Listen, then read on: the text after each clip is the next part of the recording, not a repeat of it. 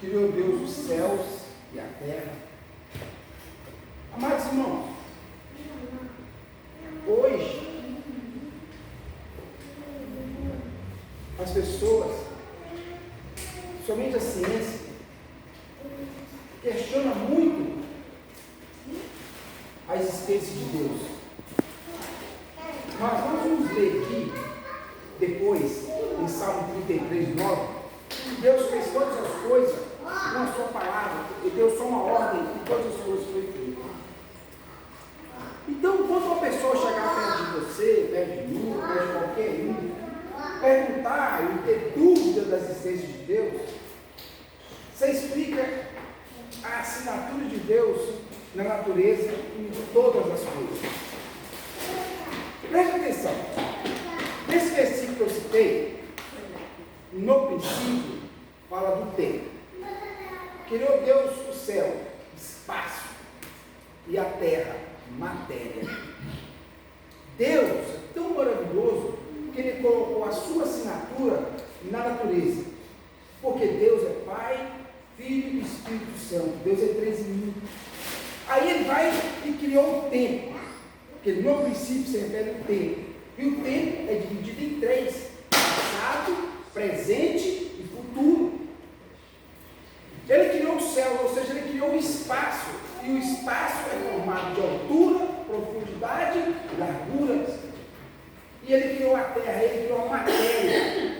E a matéria também é 3 em 1: sólido, gasoso e líquido. Ou seja, Deus Ele colocou na natureza, a sua identidade. Porque tudo que nós vamos ver é 3 em 1. Aí você vai para os átomos. Os átomos que tem no nosso corpo humano é os mesmos átomos que tem na Terra. E os átomos é dividido em 3: prótons, elétrons e nêutrons. Então, isso prova. Porque, irmãos, a parte da ciência, a ciência desviou muitos pastores e homens de Deus. Nós vemos nos Estados Unidos um pastor chamado Thompson, que simplesmente desviou. Por causa de quê? Quando um amigo dele, cientista, começou a questionar ele e mostrar a ele certas coisas, mas quando a ciência, a Bíblia, a ciência está mais que provada que a Bíblia é a palavra de Deus que contém toda a verdade. Mas o diabo, nós temos que entender uma coisa. O diabo, ele mente. Nós vamos ler isso aqui hoje em João capítulo 8, mais para frente vamos ler como Jesus fala que o diabo ele mente. É o pai da mentira. Então ele usa a ciência para mentir, para desacreditar algo que é perfeito. Da mesma forma que o universo é perfeito, o universo é perfeito, porque foi criado por alguém que é acima do universo. Deus ele é acima do tempo. Deus é acima de todas as coisas, porque Ele criou todas as coisas. Então o tempo, o espaço e a matéria não se separam, tem que ser junto.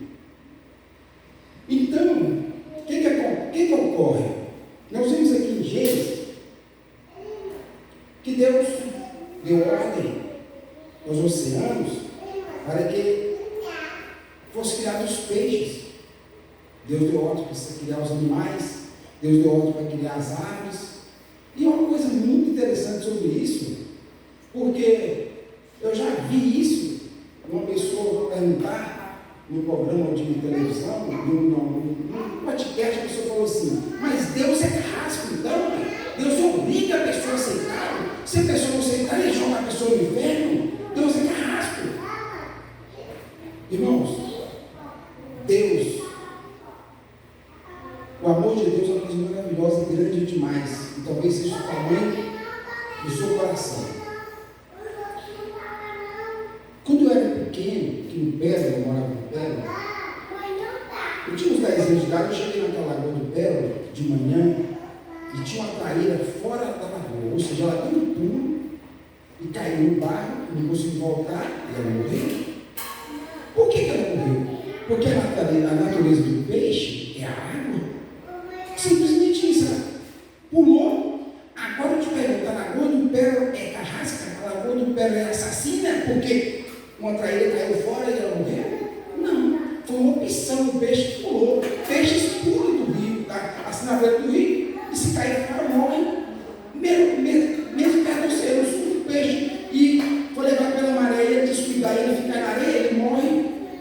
natureza dele é água.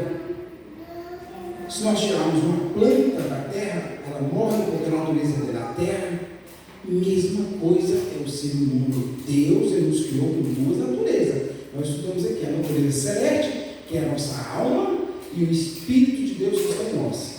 Porque a Bíblia vai dizer que quando nós morremos, esse corpo, que é pó, volta para o pó. O Espírito que Deus nos deu, que é de Deus, volta para Deus. Agora, e a alma? A nossa alma, nós temos escolha. Nós escolhemos Deus e nós teremos vida eterna com Deus. Nós seremos salvos e nós escolhemos Deus. E a minha pessoa pode não escolher Deus. É uma opção que Deus, quando criou o homem, ele deixou esse livre-arbítrio para o homem poder escolher. Nós escolhemos estar aqui hoje na casa de Deus para estudarmos a palavra de Deus. E tem muitas pessoas que escolhem outras coisas que não tem nada a ver com Deus. Deus não tem culpa, nem Deus vai obrigar. Não é assim que funciona Deus. Olha para você ver com respeito à arca de Noé. Os animais não têm livre-arbítrio. Deus falou com eles: entram 2 em 2 na arca. E eles foram entrando. Eles foram entrando todos.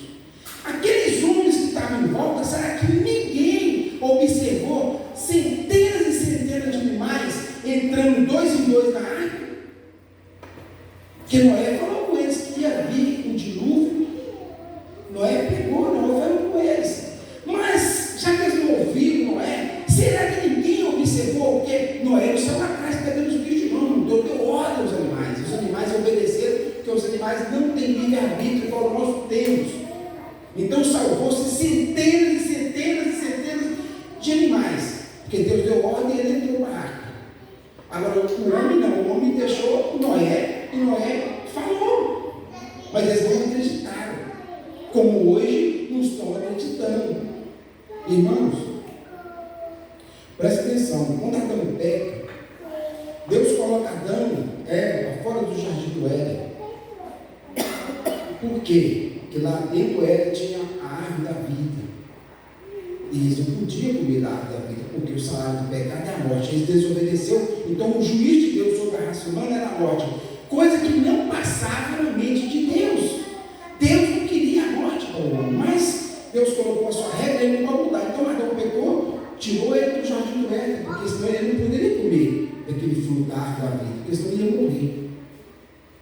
E eles não podiam permanecer no pecado para sempre. Mas quando Adão é colocado lá de fora, Adão esqueceu, simbolicamente, metaforicamente, ele esqueceu o quê? A chave lá dentro. E Adão não poderia voltar a pegar a chave. Adão não pode voltar a pegar a chave, porque agora ele não pertence mais ao Éden, ele não pertence mais ao paraíso, ele desobedeceu a Deus. Tinha que ser alguém lá do alto que pegasse a chave para que nós tivéssemos acesso. Quem que vai abrir aí Isaías 22, versículo 22 e ler para a igreja? Isaías capítulo 22, versículo 22. Louvado e engrandecido seja o nome do Senhor. Louvado e agradecido seja o nome de Deus. Quem achar, lê. Isaías 22, capítulo 22, versículo 22. Glória a Deus, aleluia. Glória a Deus. Louvado seja o nome do Senhor. Quem vai ler? Isaías 22, 22? É. Porei sobre os ombros dele a chave do reino de Davi. O que ele abrir, ninguém conseguirá fechar. E o que ele fechar, ninguém conseguirá abrir. Olha para vocês verem, irmãos. Olha como é que esse versículo está lá no Éden. É uma profecia do Messias. Que o Messias colocaria a chave no ombro. Mas quem carrega a chave no ombro? Ninguém. Deus está falando com Isaías, escreve aí. O Messias vai carregar a chave no ombro. E essa chave, o que ele abrir, ninguém fecha. E quem fechar, ninguém abre. A chave é a cruz. A cruz de Jesus Cristo. É a chave que o Éden deixou, que Adão deixou dentro do Éden. Mas ele não poderia voltar para ter acesso. porque não pertencia mais lá. Agora, Jesus Cristo não. Jesus Cristo ele veio lá do terceiro céu. Ele tem acesso. E ele vai colocar no ombro, ele vai carregar no ombro a chave. Ou seja, quando nós olharmos para a cruz, a coisa mais importante do mundo, irmãos, a igreja tem uma cruz que simboliza a chave que nos dá acesso ao céu, dá acesso a Deus, nos dá acesso ao Éden novamente. Essa chave é a cruz. Por quê? Porque na cruz é que nós recebemos o perdão que Deus nos oferece. É na cruz que vem o nosso perdão, é através do sacrifício. Você crê em Jesus Cristo, você crê que esse sangue que ele derramou nos purifica de todo pecado. Então a cruz é uma chave que você acessa pela fé. A fé, a cruz de Cristo nos dá o acesso a Deus novamente. Irmãos, Deus, ele é tremendo, maravilhoso. Nós vamos ver Jesus Cristo no Velho Testamento, várias partes, nós vamos ver, falando sobre o Messias, mas infelizmente, o povo de Israel, eles não entenderam aquela mensagem tão perfeita, tão linda, tão bonita, que Jesus estava oferecendo para eles. Irmãos, apesar que nós vamos ler ainda lá em João 8, mas por enquanto nós vamos voltar aqui, depois nós vamos ler João 8, dentro do assunto aqui, amém? Amados irmãos, nós paramos aqui, nessa cronologia bíblica, em 1876, nós falamos que José foi nomeado governador do Egito. Em 1867, Israel veio para o Egito. Ou seja, em 1867, já tinha passado os 7 anos de prosperidade. Agora entrou a seca. E depois de 2 anos de seca, Jacó manda os seus filhos para o Egito. E José identifica seus irmãos, faz um teste, que é normal, né, irmãos? Porque o que ele passou é uma coisa muito pesada. Você ser pegado pelos seus próprios irmãos, jogado dentro de cisterna, depois tira a cisterna, vende como escravo. Então ele era uma coisa dolorida, se tratando de irmãos. Mas José, Deus tinha um propósito tão lindo na vida dele. Um propósito tão lindo. Deus tinha mostrado para ele. Ele tinha menos de 17 anos, Deus tinha mostrado 2 sonhos para ele, grandiosos. E ele nunca esqueceu do Deus de Israel. Ele estava no Egito. Sabia que o Deus de Israel tinha um plano. E que esse plano aconteceu? Porque quando ele resolve, é nomeado governador do Egito, no ano de 1876, ele entende que foi plano de Deus, que os irmãos dele fizeram algo que vieram ser uma bênção para toda a humanidade. Então, quando ele identifica os irmãos, ele faz um teste e ele abraça aqueles irmãos e fala: não preocupe o que vocês fizeram, não preocupe, Deus tinha um propósito. Mas acontece, irmãos, que nós vimos que os irmãos de José todos se arrependeram. Ele não era o mesmo homem, não. Passou-se 22 anos e aqueles irmãos agora não eram o mesmo. Porque José é uma tipologia de Cristo. E os irmãos de José é uma tipologia da igreja. Nós somos os irmãos de José que traiu, que pecou, que se afastou, que cometeu todo tipo de erro. Mas da mesma forma que eles se reconciliaram e receberam o perdão do irmão, aquele perdão, irmãos, aqui tem um significado tão grande para Deus, porque, irmãos, se a arca, Jesus era a porta, a cruz é a chave, mas a arca, hoje, os irmãos falam assim que a igreja é a arca. Na verdade, a igreja é o corpo de Cristo, que pode simbolizar a arca. Por quê? A arca está passando e os convites estão sendo feitos. Os convites foram feitos porque foi ordem de de Jesus e de pregar o Evangelho. Deus convida assim feito. Cabe à humanidade entrar na arca. E para entrar na arca, achar que a cruz de Cristo, você recebe perdão e você é salvo. Irmãos, é muito importante a pessoa querer receber o perdão que Deus está oferecendo através do seu Filho Jesus Cristo. Irmãos, hoje tem pessoas que acham, por exemplo, eu vi uma reportagem essa semana que Elon Musk está convidando os bilionários do mundo, que ele explicou para os bilionários do mundo que esse mundo vai ser destruído. É verdade, vai ser destruído. Deus vai destruir esse planeta todo, vai fazer um novo céu, uma nova terra. Mas o Elon Musk quer convencer esses bilionários que ele já gastou $1 bilhão para construir um foguete para ir para Marte. Ele está querendo convencer mais bilionários a gastar bilhões com ele, investir na Space Fox dele, para levar o povo. Ele está falando para o pessoal o seguinte: ó, gente, esse mundo vai ser destruído. Isso é verdade. Ele falou a verdade. E a única solução é nós povoar Marte. É através da minha empresa, através dos meus foguetes. Então vocês têm que. Tem muitos ricos investindo, comprando milhões de ações, sabendo que para nós habitar o terceiro céu, não gasta um centavo, não gasta nada. Irmãos, coloca a coisa na cabeça: as coisas de Deus, as coisas do céu, não custa nada, é de graça. As coisas não custam nada, as coisas de Deus é de graça.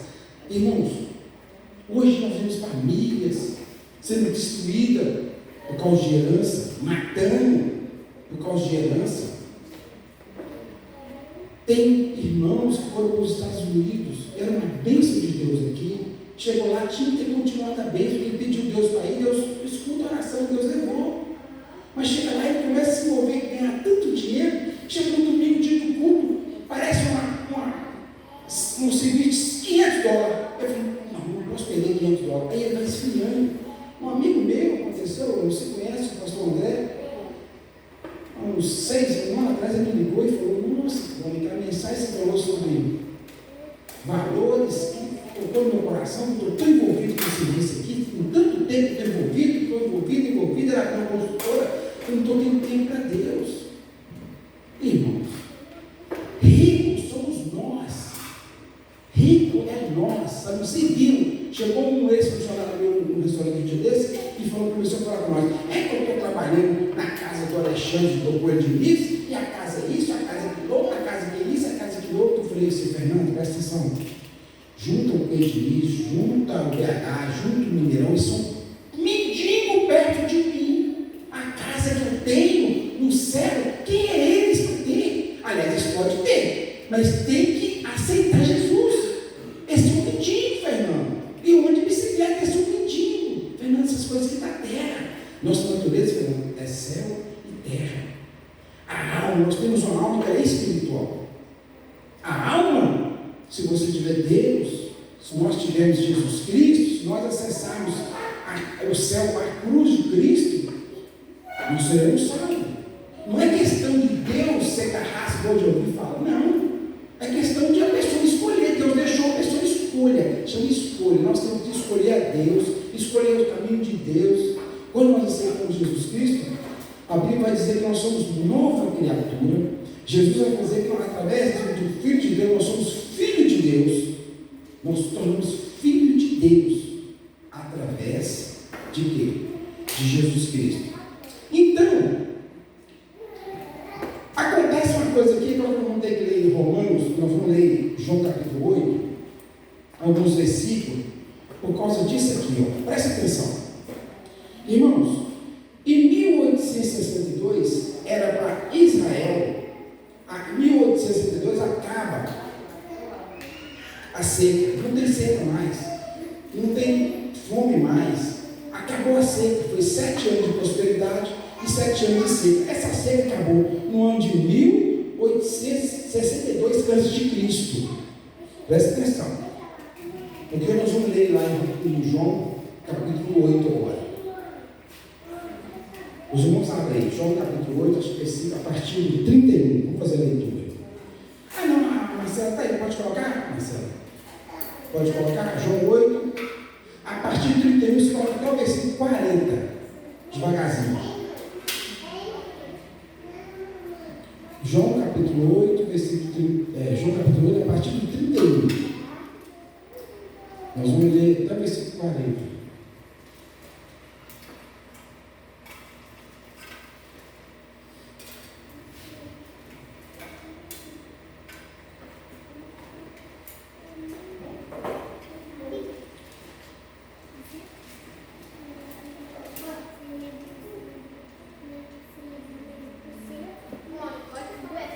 Eu vou começar aqui. Irmão, presta atenção no leitor da palavra aqui. Ó. João capítulo 8, versículo 31. Eu vou ler os versículos e depois eu vou falar. Disse Jesus aos judeus que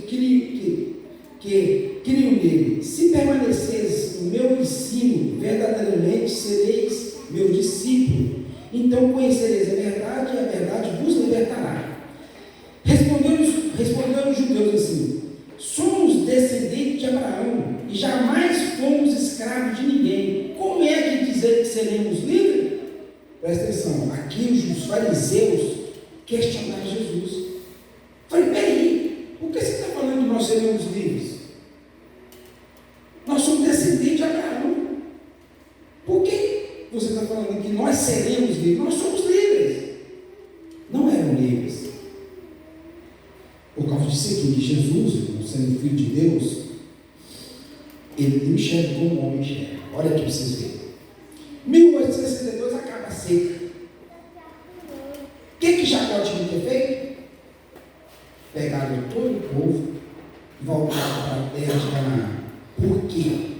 Porque não era para permanecer no Egito. Marcelo, dá para colocar em Gênesis 46, versículo 4? Então presta atenção, irmãos. Não era para o povo permanecer. Acabou a seca.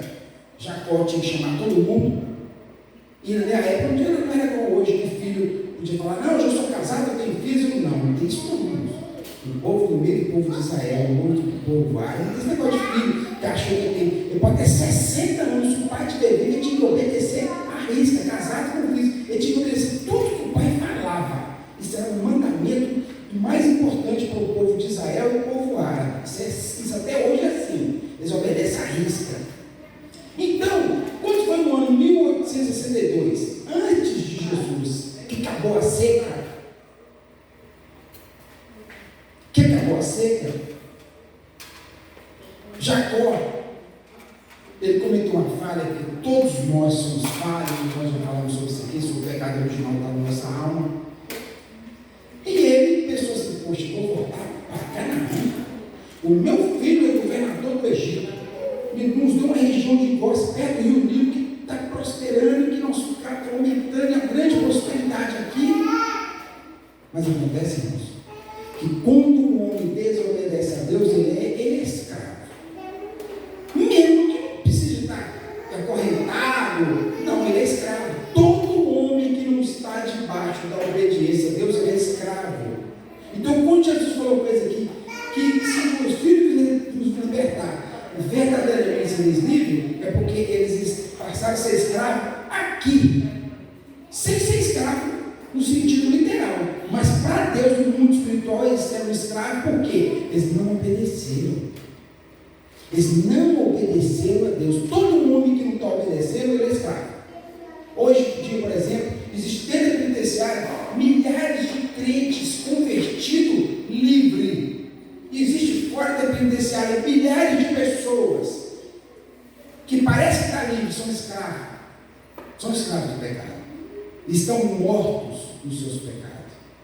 Porque só é livre de verdade através do sangue de Jesus. Quando o homem faz uma aliança com Deus e ele procura obedecer a Deus, para Deus essa pessoa é livre. Para Deus aqui, o pessoal começou a ser escravo. Por quê? Irmãos,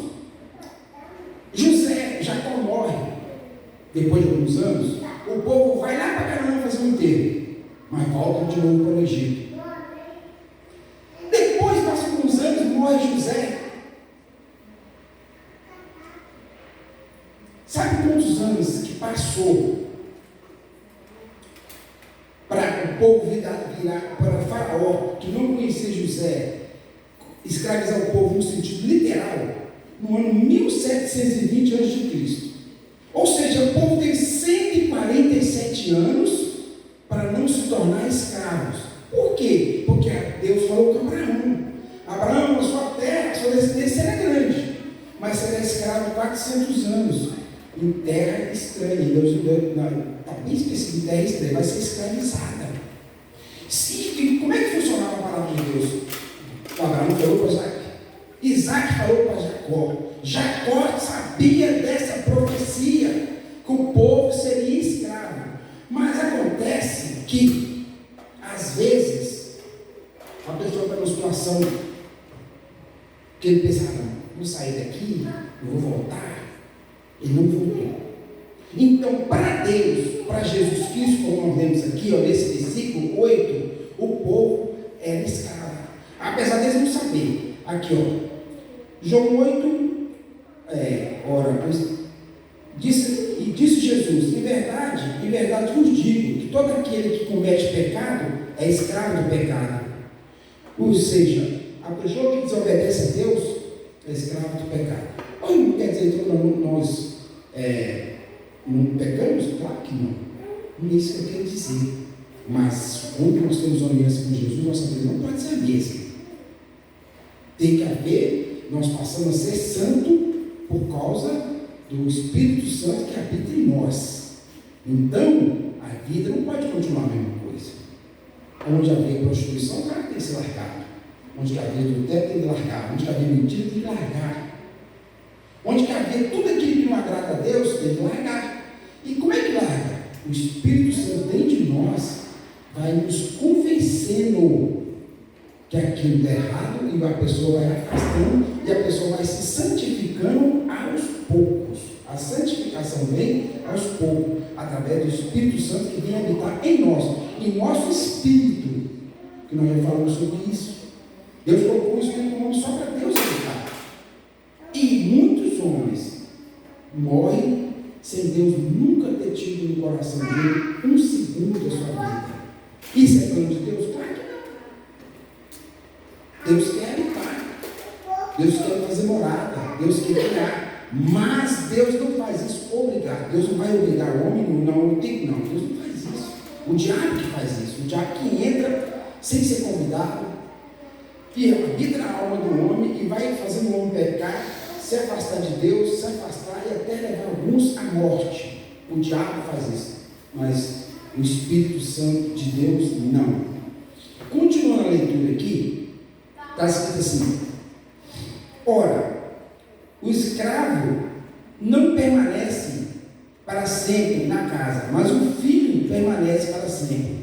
Se o filho vos libertar, verdadeiramente sereis livres. Sei que sois descendentes de Abraão, contudo procurais matar-me, porque a minha palavra não penetra em vós. Eu falo do que vi na presença do Pai, que vos fazeis o que ouviste do vosso pai. Respondeu-lhe eles: nosso pai é Abraão. Disse Jesus: se fosseis filhos de Abraão, praticarias as obras de Abraão, mas procurai matar-me, homem que vos disse a verdade, que de Deus ouviu. Abraão não fez isso. Vós fazeis as obras de vosso pai. Protestaram-lhe eles: não somos filhos ilegítimos, temos um pai que é Deus.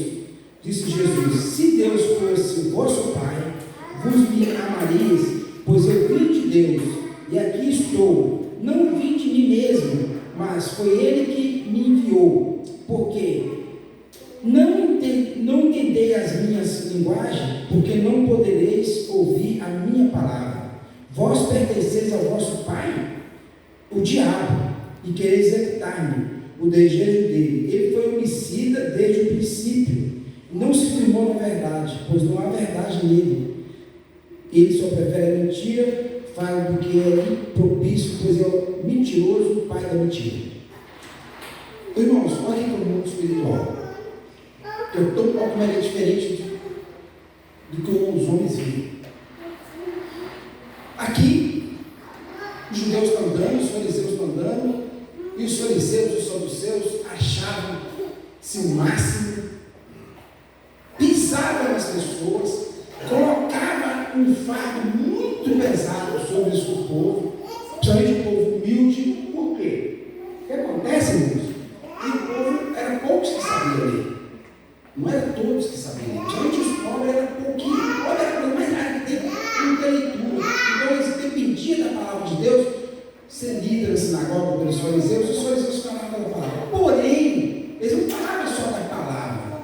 Porque existem 613 preceitos de lei de Deus no Velho Testamento. Porém, eles aumentaram isso. Cada lei que tinha, que Deus tinha estabelecido, eles aumentavam. O sábado, por exemplo, descansar no sábado, era um mandamento. Eles colocaram uns 30, 50 emendas parlamentares sobre o sábado. A pessoa, depois de 5 horas, não pode pescar, a pessoa não pode viajar, a pessoa não pode dar. Eram muitas coisas que não pertenciam à palavra de Deus.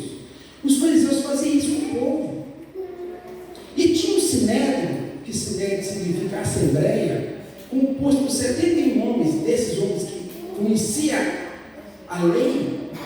E muitas das vezes eles julgaram pessoas, porque 5 horas da tarde ele estava lá pescando para sua alimento, nem tinha alimento. Ele era preso a primeira vez, 3 dias, depois tinha a segunda sentença, aumentava. A terceira podia ser morto por esse sinédrio. E Jesus Cristo, irmãos, não era isso. O Deus, o fariseu, o saduceu só pregavam que um Deus era um Deus carrasco. Ele não pregava que Deus, o Deus de Abraão, era um Deus de justiça, de amor, que amava. Essas palavras não ensinavam. Então ensinava só peso. Eles colocavam um peso tão grande nas costas daquelas pessoas, que Jesus falou: vinde a mim, todos que vão estar cansados e oprimidos, eu vos enviarei. É claro que vai. Hoje, qualquer pessoa hoje que não tem Deus, ele está pesado a mente dele. O diabo pesa a mente da pessoa. Se a pessoa não tiver lavada pelo sangue de Jesus, o diabo vai fazer o quê? Você cometeu esse pecado, você cometeu aquele pecado, você fez aquilo vai pesando a consciência da pessoa, e a pessoa vai ficando pesada. O único que pode aliviar, Jesus Cristo: vinde a mim, todos que estáis cansados e oprimidos, eu vos aliviarei. Então, nesse texto aqui, essa discussão de Jesus com os fariseus, eles achavam que eles eram livres, mas Jesus estava falando com eles: vocês são escravos, que todo aquele que peca é escravo do pecado. Aqui, qual pecado que eles cometeram? Israel desobedeceu a Deus. Não era para eles permanecer lá. Não era para permanecer. Alguém lê para mim em Gênesis 46, versículo 4. Gênesis 46, 4. Ou 4, 5, 6. Pode ler, 4, 5, 6. Gênesis 46. Não, pode achar, não precisa abrir não. Olha para você ver. Irmãos, veio a palavra até Jacó, que tinha que ir para o Egito.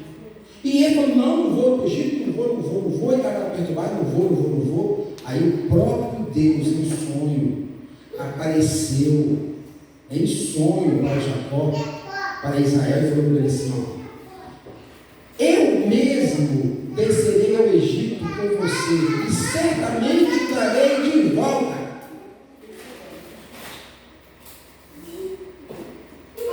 Deus apareceu para ele e falou assim: não preocupa aí, não fica autorizado, pode ir, eu vou contigo, mas eu voltarei contigo. E sabe o que aconteceu? Deus ficou lá no Egito esperando Jacó querer voltar. Jacó morreu e nada. Deus estava esperando. O povo, ele cometeu essa falha, que todo mundo pode cometer, mas não era para ele permanecer. O filho dele é governador? Mas o meu lugar é onde Deus me mandou. Vão todo mundo a Canaã. Ninguém teria sido escravo. Aí o povo foi escravizado. Deus não tem culpa nenhuma, e o povo fica revoltadíssimo com Deus. E Deus vai. Isso foi em 1720 que o povo foi escravizado, nesse sentido literal. Para Deus, eles estavam já escravos, conforme nós lemos aqui em João. Tem um mundo espiritual bem diferente, Para os homens, para os rabinos de Israel, em 1720 a.C., o povo foi escravo. Para Deus não. Para Deus foi em 1862, o homem desobedece. Quando o homem desobedece a Deus, ele é escravo da desobediência, do pecado. Irmãos, o povo começou a sofrer no Egito, começou a sofrer muito, e o nosso Deus é o amor de Deus, é uma coisa fantástica. Muitos ali não estavam nem mais lembrando do Deus de Israel. Havia só murmurações no meio daquele povo, mas havia alguns. Sempre há alguns, irmãos. Deus nunca que perde todos. No meio daqueles escravos ali, tinha homens andando naquela fila. A filha de Deus. A filha que ela é ascendente. A filha de Deus ela é ascendente. A filha que leva para o caminho para o diabo, ela é transversal. A filha de Deus é horizontal. Então, no meio daquele povo escravo, muita gente murmurando, tinha alguém ali que era de Deus, alguém ali que orava e clamava, e Deus ouviu o clamor. No ano 1525 a.C., nasce Moisés. 1525 a.C.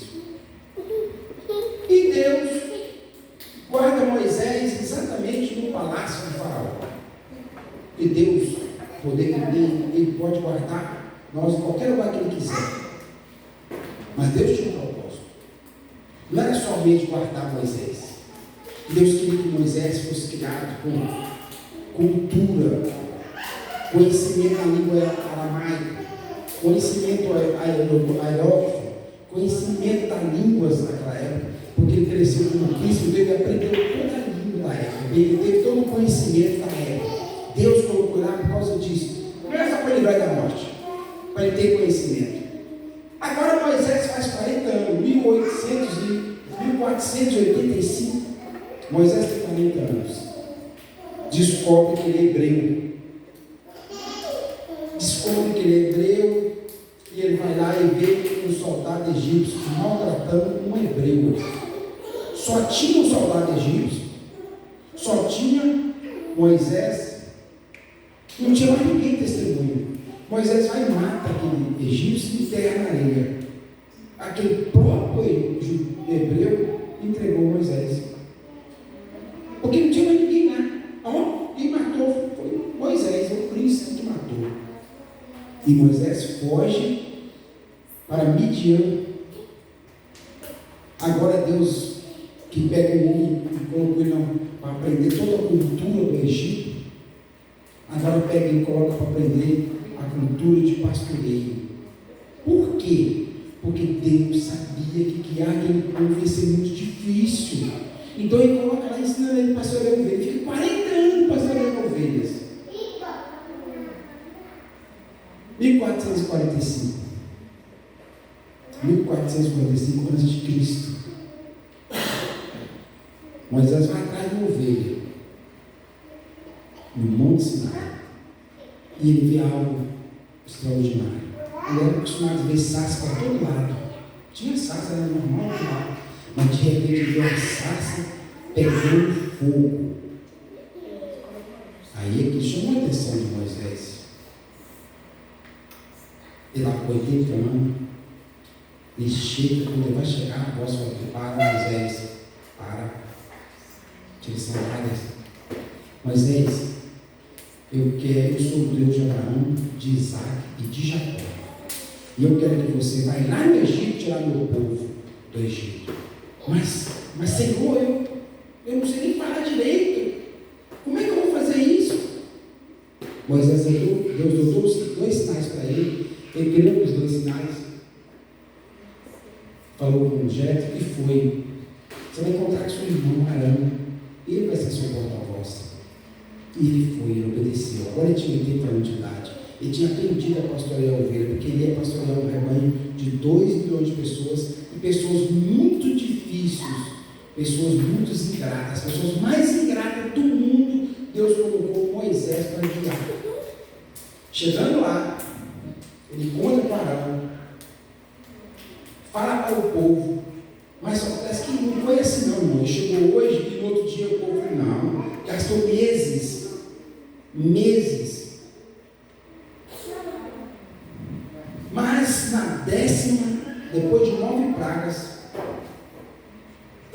Deus fala com Moisés. Moisés fala com o povo. Cada família vai pegar um cordeiro. Não pode cortar. Não pode quebrar osso. Vai comer assado. Porém, vai retirar o sangue e vai colocar nos umbrais da porta. Quando o anjo da morte vier, onde tiver o sangue, não haverá morte. Ali Deus instituiu a Páscoa. Passar por cima. Páscoa significa passar por cima. Ou seja, onde tivesse o sangue, o anjo ia passar por cima.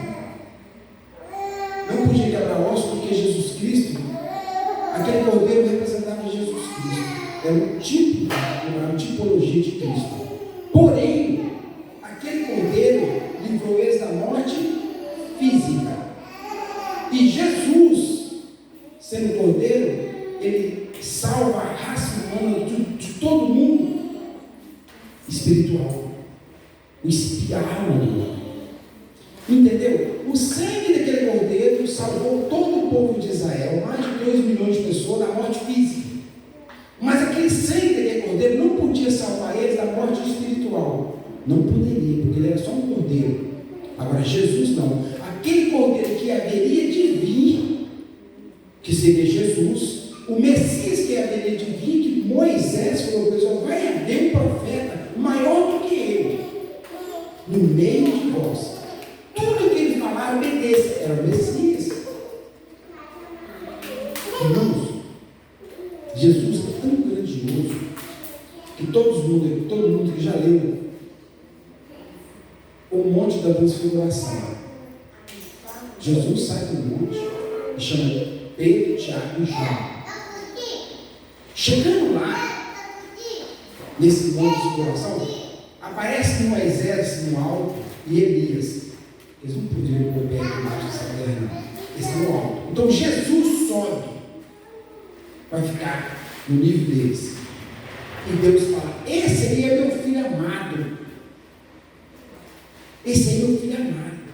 Então, Moisés, para que eu monto a transfiguração? Para que ele serve? Por que Jesus falou assim com os 3 apóstolos? Não fale nada para ninguém por enquanto. Não fale nada sobre isso. Depois que eu ressuscitar, pode falar. Irmãos, mostra que Jesus, sendo filho de Deus, ele está acima de Elias, que representou os profetas, acima de Moisés, que representava a lei. Deus trouxe a lei através de Moisés. Então agora está aqui, ó, esse é meu filho. O próprio Deus, eles escutaram. Tiago, Pedro e João escutaram a voz vindo do céu, falando: este que ouviste, esse é meu filho amado. Ou seja, Deus estava falando: ó, esse aqui, ó, é muito maior do que Moisés, que trouxe a lei, e é maior que Elias, que representa os profetas. Os profetas. Então, muitas vezes o coração é isso, é para mostrar isso. E para cumprir também um versículo que no Velho Testamento falava que Elias viria. Mas não é Elias viria, não é Elias viria fisicamente, igual ele, não. É o mesmo Espírito de Deus, que eu tenho que entender que no Velho Testamento acontecia o seguinte: o Espírito de Deus, irmãos, em tempos ele estava em uma pessoa. Ele esteve em Sansão, ele esteve em Elias, ele esteve em Eliseu, ele esteve com Moisés, então teve com Samuel. Só que, quando falava assim, ó, o Elias virá, era João Batista, porque o mesmo Espírito de Deus que estava no Elias era o mesmo Espírito de Deus que estava sobre João Batista. Então, quando fala assim: ah, mas diz que o Elias vai vir, Jesus falou: o Elias já veio. E eles não aceitaram. Era João Batista. É muito espiritual. É totalmente diferente do mundo físico. Essa história, essa matéria de bibliologia que é ensinada, por causa disso, para separar essas coisas, separar texto, separar versículo, entendeu? Ou nós lemos o versículo, que é a metáfora sobre a cruz. A cruz é a chave. Irmãos, nosso Deus é bom e a sua misericórdia é para sempre. Nós vamos encerrar aqui em 1445 a.C.